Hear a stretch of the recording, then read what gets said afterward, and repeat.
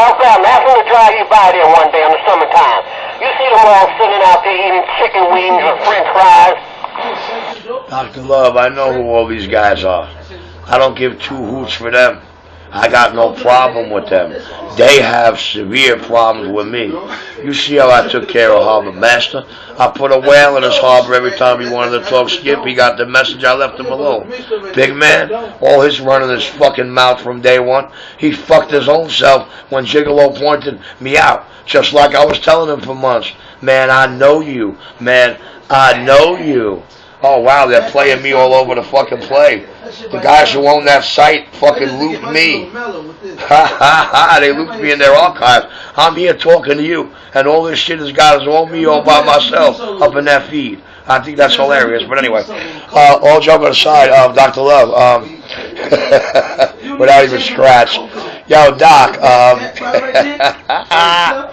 yo, Dr. Love, you know, their problem with me is that, you know, they were the big man, and, you know, the big radios coming off the Crown of Crown Heights there up in that feed.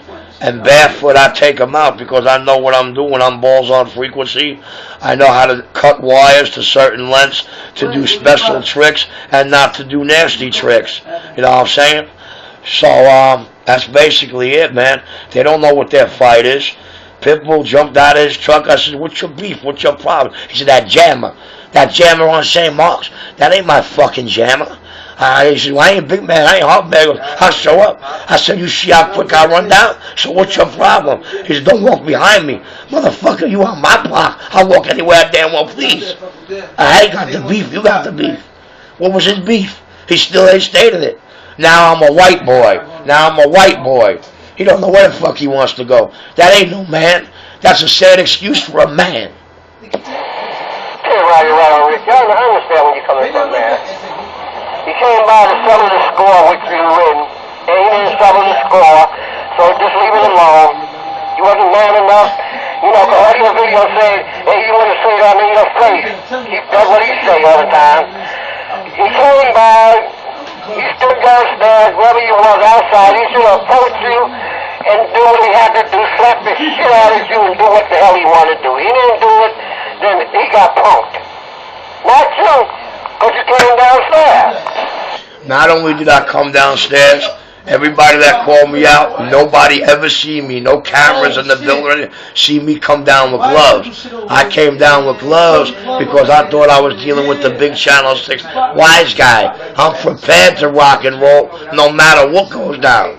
You guessed right, fully gloved, baby. As hot as it was, there was gloves on my hands. What was I ready to do? You really came down ready to rock real steady. Hey, Ricky, I ain't mad at you, man. You came down to protect your goddamn rights, man. I don't goddamn blame you for whatsoever, man.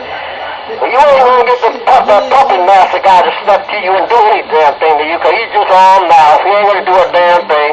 That's why I talk to him like I talk to him. You know? He bounced on me, I bounced the good shit back on him. He paid your rent, he paid my rent. We gotta go downtown to J Street and stuff like that, because we short in our rent and we're about to get evicted. I said, hey, look at this shit. This motherfucking fat clown ain't got nothing better to say out of his goddamn mouth. Now you're gonna tell me and you about a check that we got and a rent they paid. Ain't this a bitch? Oh, I love it. I love it. Me and you are up here talking, and we're talking down on the 6-feed bowl as well. Somebody's playing the good boss. Somebody likes the way I knock the shit out of them with their own mouths.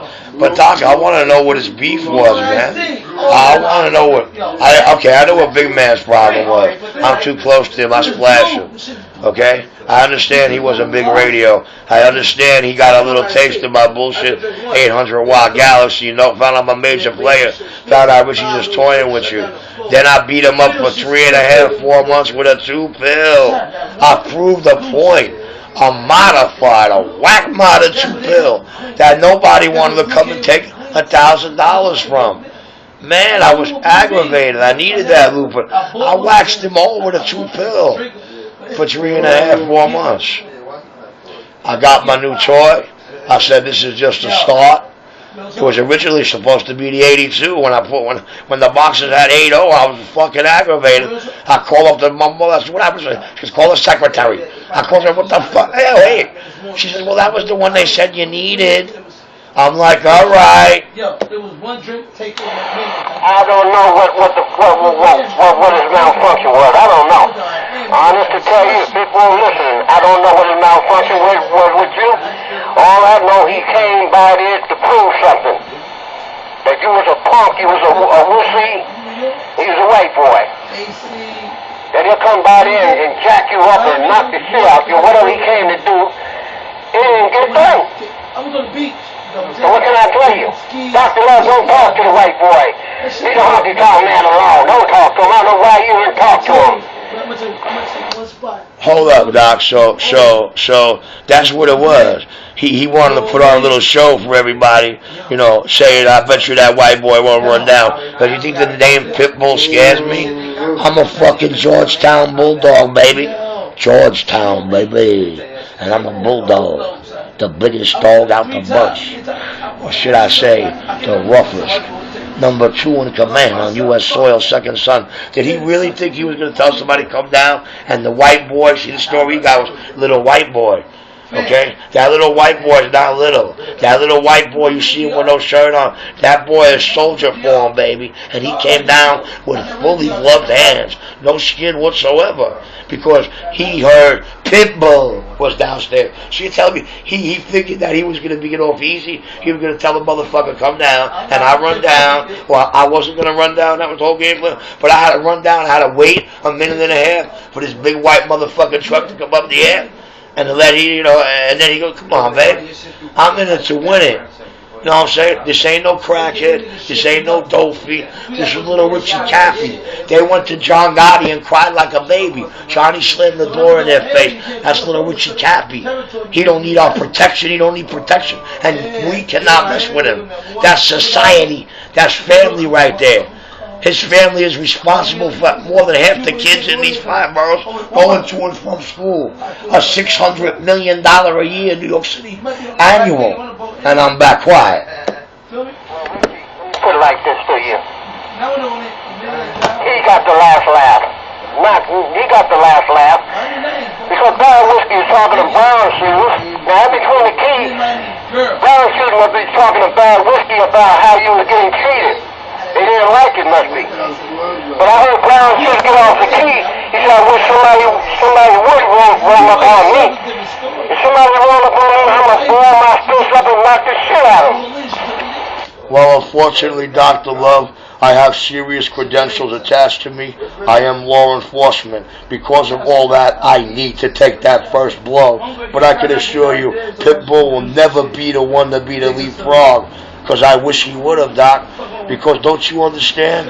I cannot take his life being the aggressor and the initiator. But I wish he would have, Doc. I wish I would have seen his shoulder flinch the wrong way, and we would have seen who would have landed first. That's all I got to say. I wanted to show him that why I'm worth so much to my United States government, why I'm number 2 in command in Obama land. I really wanted to demonstrate it for him, but that fat bastard wouldn't let me. Because is that what he came here to do? He thought he would call me out, the big fuck that he is? Twice my son. You think the guy wasn't coming down? I knew what he was about. I know more about him than he thinks I know. I put on full gloves. Full fucking gloves on my hand. I went down like I was crossing the tomb on a raid, baby. Ready to rock and roll. Fuck you think you're dealing with, boy? Rock and roll, rock and roll. God damn. Boy, oh boy. We already got to watch you, man. I talk to people on the phone and say, Dr. Love, Ricky is dangerous. I said, I know Ricky's goddamn dangerous. I said, Ricky ain't taking no shit. I said, that's one damn thing I told the guy, I said, I bet you that fucking Harmon ain't going to fuck with him either. Harmon could talk all that shit he wanted to me, but if I ever leave out my goddamn house and come downstairs, Harmon ain't going to do a motherfucking thing to Dr. Love. Can't talk on this side. We are citizens. He's got a fucking green card that I can take the fuck away from him. I'll make him fight me. Nigga can fight me, make him whoop my motherfucking ass. I'll take an ass whooping like Rodney King. I'll rule my ass.